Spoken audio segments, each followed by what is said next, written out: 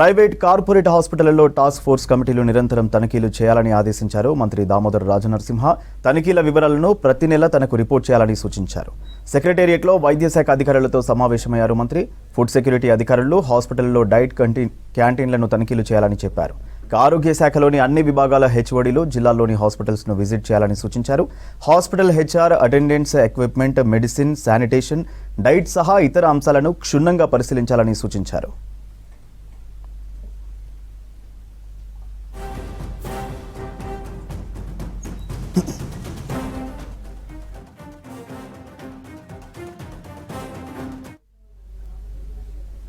ప్రభుత్వ దవాఖానాల్లో పేషెంట్లకు మెరుగైన వైద్య సేవలు అందించాలన్నారు health minister.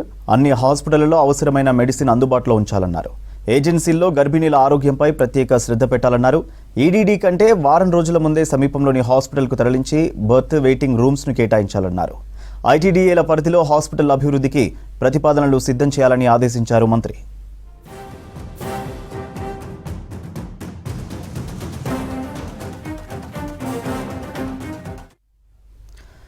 District medical and health ఆఫీసర్లు, హాస్పిటల్ సూపరింటెండెంట్లు టాస్క్ ఫోర్స్ కమిటీలపై ప్రతి నెల రివ్యూ చేస్తానన్నారు మంత్రి దామోదర. అన్ని వివరాలతో రివ్యూకు అటెండ్ కావాలని అధికారులకు సూచించారు. అన్ని ప్రభుత్వ దవాఖానాలలో బయోమెట్రిక్ అటెండెన్స్ సిస్టమ్ ఏర్పాటు చేయాలని అధికారులను ఆదేశించారు మంత్రి.